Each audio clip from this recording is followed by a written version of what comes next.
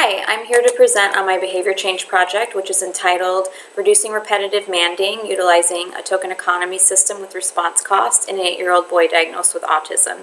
As the title suggests, my participant was an 8-year-old boy diagnosed with autism spectrum disorder. He currently resides in suburban Illinois with his biological mother and father.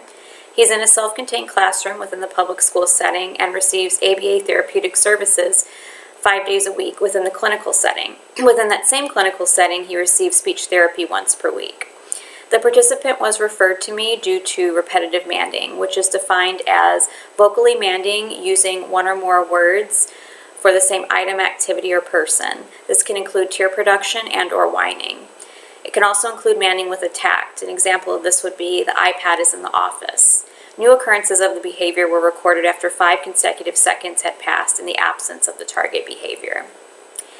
Data was recorded via rate on the Catalyst software application, and the design for the study was multiple baseline. This was to ensure generalization across all treatment facilitators as well as to establish experimental control.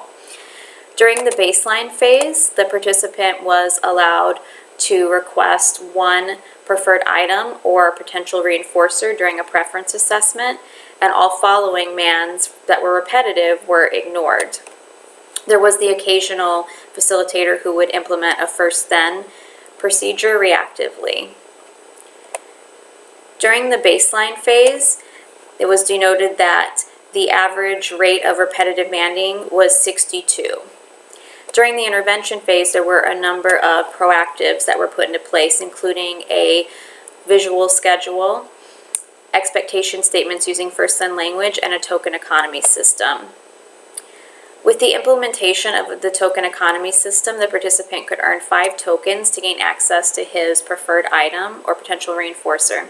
The tokens included pictures of characters from a game that was accessed within the clinical setting on the iPod.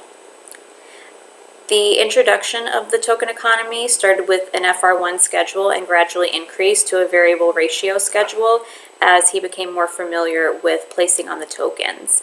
A most to least prompting hierarchy was used when placing the tokens on the board, and although no vocal prompts were provided, vocal praise was provided when placing on the tokens. During this phase, repetitive manding was at a rate of 52 mands per hour. Although this was a decrease from the baseline phase, it was not considered significant enough, so a response cost procedure was implemented. The response cost procedure included the loss of 1 token per occurrence of repetitive manding within a designated activity or transition. The participant was allowed to earn 1 token back at a time at a rate of 30 consecutive seconds with the absence of the target behavior. During the IOA conducted for this project, initially the agreement was at 55%. This was across 30% of all sessions. Therefore, edits were made to procedures, including using rate in place of frequency, and using total count per interval to calculate the IOA. This was put in place of the partial interval recording, which looked to be not a true representation of what the actual facilitators were seeing as far as the repetitive manding in their sessions. Once the edits were submitted and approved by the professor, the baseline phase began again, and the IOA conducted for 33% of sessions during that new baseline phase was 90% during the baseline phase, and out of 37% of the intervention phase, the IOA agreement was 93%.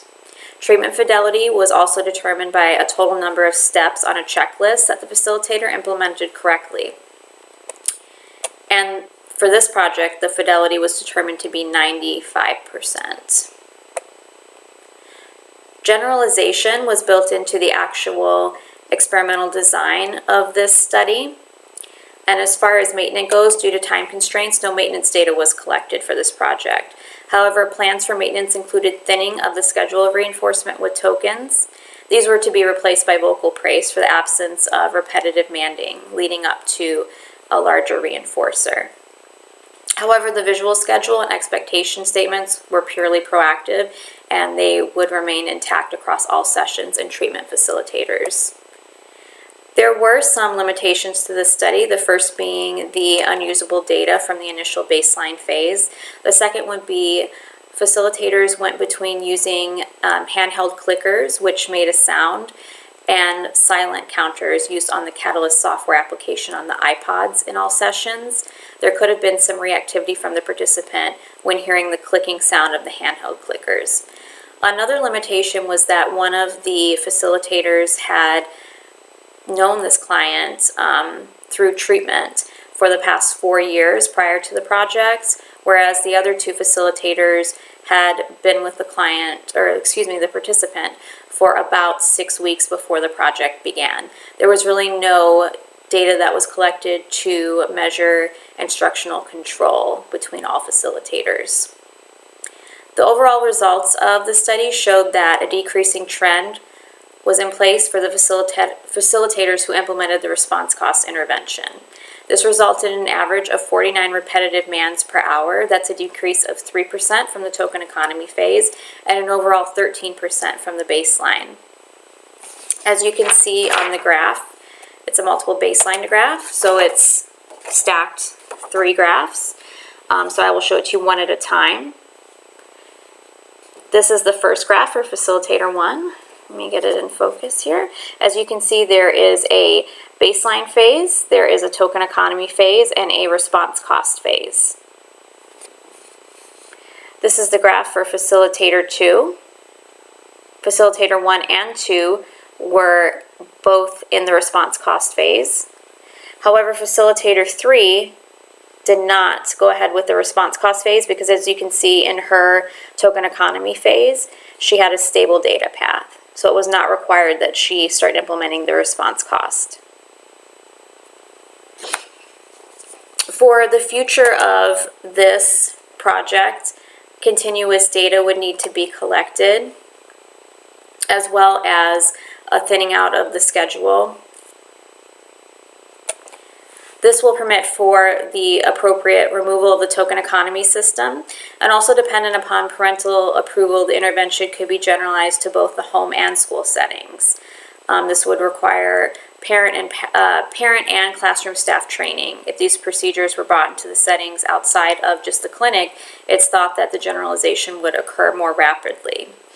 That concludes my presentation, and I look forward to answering any questions that you may have. Thank you.